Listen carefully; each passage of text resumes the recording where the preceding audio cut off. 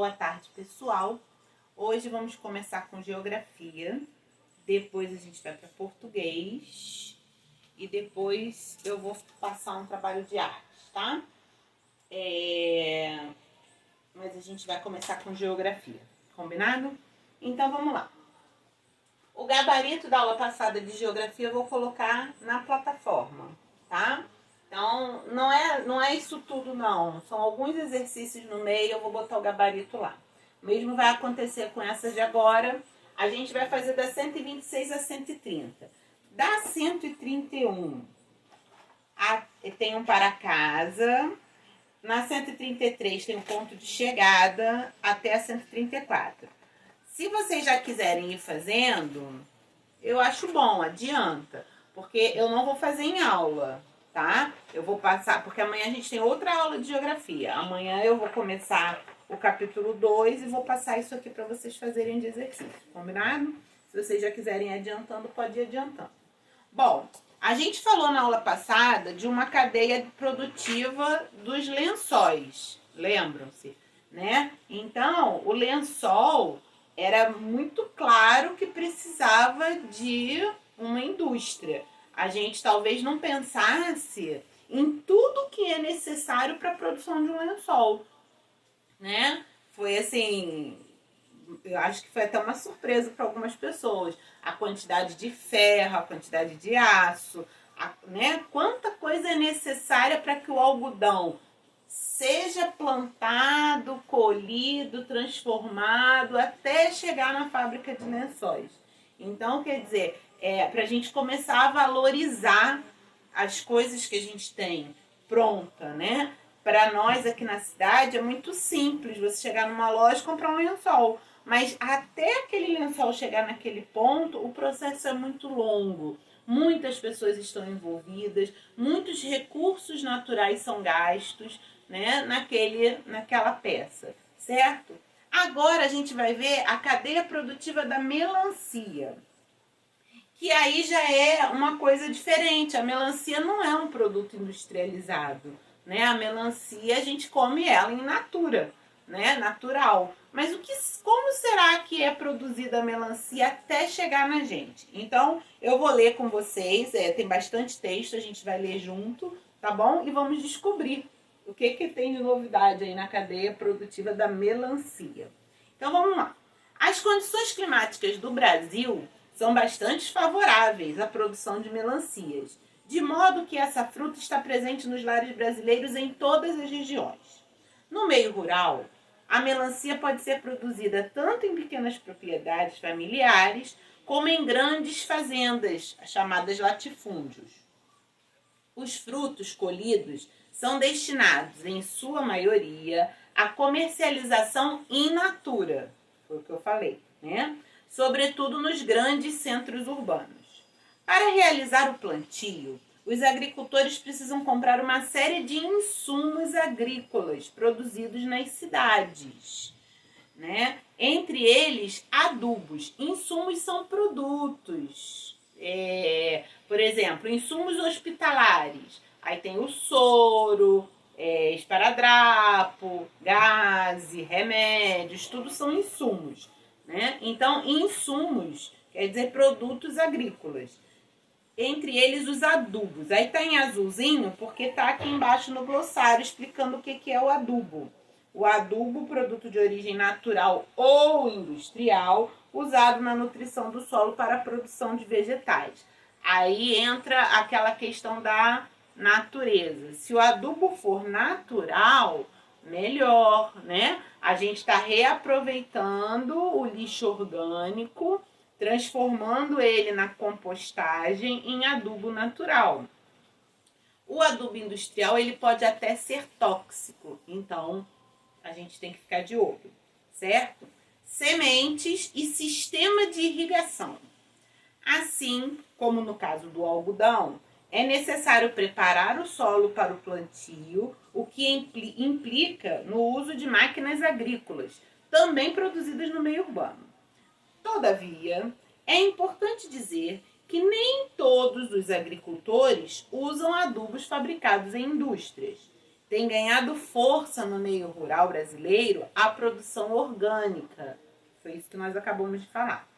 Nessa modalidade, os agricultores fabricam adubos a partir de materiais aproveitados da própria fazenda, como casca de vegetais e estrumes de animais. Então, muito mais ecológico, muito mais saudável, certo? Após a colheita, a produção é destinada aos centros urbanos, alguns próximos do local do plantio, outros centenas de quilômetros.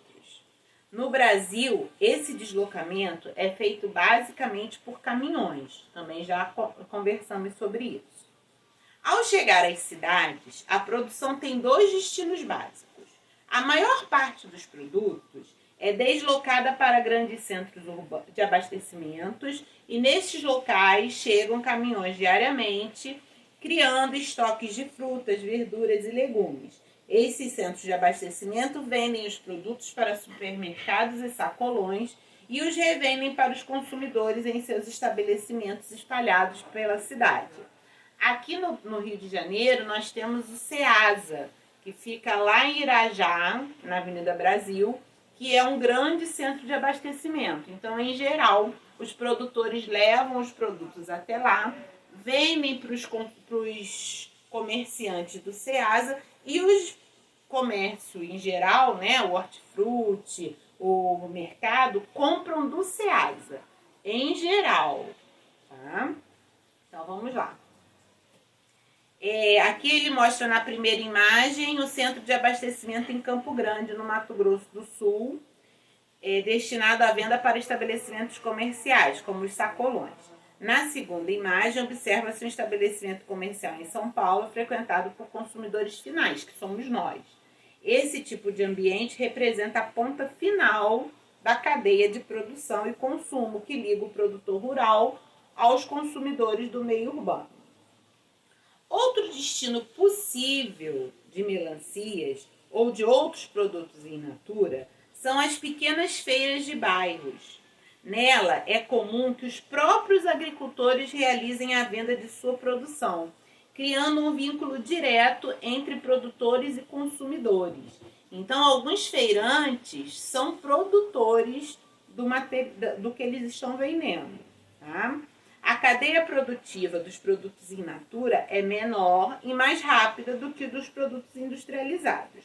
Uma razão para isso é que esses produtos são mais perecíveis, ou seja, eles podem estragar mais facilmente, certo? Do que aqueles que foram industrializados. Aí aqui no Connect tem informações sobre o censo agropecuário. Se você tiver interesse em consultar, é bem legal, tá? Aí tem aí a página 128 e na página 129 e na página 130 também, exercícios, certo? Sobre essa cadeia de produtividade, a cadeia produtiva. Eu vou querer que vocês façam. A gente já falou da cadeia produtiva do lençol e da cadeia produtiva do leite. E também vocês fizeram... do leite. Não, o leite está aqui. E da cadeia produtiva da melancia. Vocês fizeram entre ação da cadeia produtiva do tijolo. Lembram-se? Então, que está valendo ponto, né? E aqui, nesse exercício, vocês vão ver a cadeia produtiva do leite. Agora sim, é que eu tinha lido leite, falei. Tá? Depois vão completar os espaços, vão ler o textinho aqui pequenininho e vai explicar. Agora vamos aqui no finzinho, eu vou explicar para vocês. Representando o espaço, quer dizer, a gente precisa aprender a representar o espaço, que são os mapas, certo? A produção agrícola depende muito das condições climáticas. Certos cultivos necessitam de temperatura elevada e muita umidade, enquanto outros requerem temperatura amena e chuvas constantes. Assim, a produção de alguns alimentos que chegam à mesa dos brasileiros diariamente é feita em alguns estados específicos, devido ao clima, certo? Mas também existem cultivos mais tolerantes às variações climáticas, que podem ser produzidos em diferentes regiões. Nos mapas a seguir, são mostrados alguns cultivos agrícolas realizados no Brasil. Aí é que vocês vão observar o mapa e responder, tá? Então, aqui tem, olha só, produção de maçã. Vocês veem que ele está bem para a região sul. Produção de mandioca. Produção de feijão, mais aqui no litoral, mas tem uns pontinhos aqui também. Produção de banana também, mais no litoral. E aí você vai responder essas perguntas, eu quero ver a sua observação, ok? Eu vou colocar também, além do gabarito na plataforma, a hora do conto, o rato do campo e o rato da cidade, para a gente ver essa relação, essa interdependência entre o campo e a cidade. E se você já quiser começar, tiver com tempo, pode fazer o para casa da página 131 e 132 e o ponto de chegada da página 133 e 134. Que eu vou passar de verdade amanhã, mas se você já quiser adiantando, pode adiantar, tá? Um beijo e até a próxima aula.